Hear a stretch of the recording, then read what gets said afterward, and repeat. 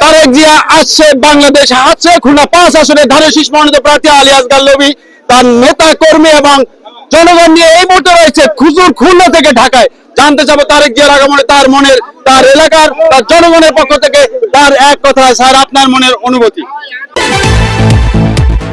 এখানে তো অনুভূতি দেওয়ার কিছু নেই, আমরা সবাই আবেগে আপ্লুত। আমাদের নেতা 18 বছর পর দেশে আসছেন আজকে।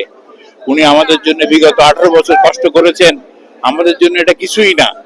আমরা তো আরো চাই যে ওনার জন্য সারা জীবন কষ্ট করতে, এবং ওনাকে নিয়ে সারা জীবন যাতে আমরা বাংলাদেশে সুন্দরভাবে থাকতে পারি, আমরা সবাই সেই আশা করি।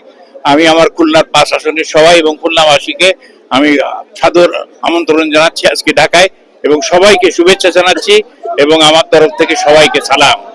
স্যার, আপনার সাথে আরেকটু প্রশ্ন আমার থাকবে, যদি আপনি সেটা হচ্ছে স্যার, খুলনা 5 আসনে 41% হিন্দু সম্প্রদায় রয়েছে। আমি ইতিপূর্বে বিভিন্ন নিউজে দেখেছি যে 41% হিন্দু সম্প্রদায়রা তারা দেশ বিরোধী এবং দেশের সপক্ষে যারা রয়েছে তাদের দিকে কিন্তু একটা নজর দিয়েছে। মত অবস্থায় হিন্দু সম্প্রদায়ের প্রতি আপনার ভালোবাসাটা একটু প্রকাশ করুন।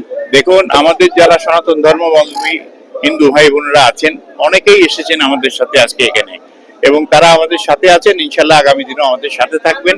আমরা আশা করি আমরা সবাইকে নিয়ে আমাদের খুলনা 5 আসন, যেটা ডুমুরিয়া ফুলতলা, আমরা সবাইকে নিয়ে সুন্দর একটা নির্বাচন হবে। সেই নির্বাচনে ইনশাল্লাহ আমরা জয়যুক্ত হব, এবং আগামী দিনে আমাদের নেতা জনাব তারেক রহমানকে নিয়ে এই দেশে আগামী দিন উনি দেশের প্রাইম মিনিস্টার হবেন, প্রধানমন্ত্রী হবেন, এবং আমরা দেশ চালাবো।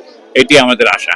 সুধীবৃন্দ, যে যেখান থেকে দেশে বিদেশে ঘরে বাইরে রাস্তাঘাটে পথে প্রান্তরে খুলনা 5 আসনের আলী আসগার নবী নির্বাচনী প্রচার এবং তার নেতা কর্মীদের সম্মিলিতভাবে তারেক জিয়াকে স্বাগতম জানাতে ঢাকা আছে। আপনাদের সবাইকে প্রাণ ঢালা অভিনন্দন। বিদায় নিচ্ছি। খুলনার সময়ের খবর। আল্লাহ হাফেজ।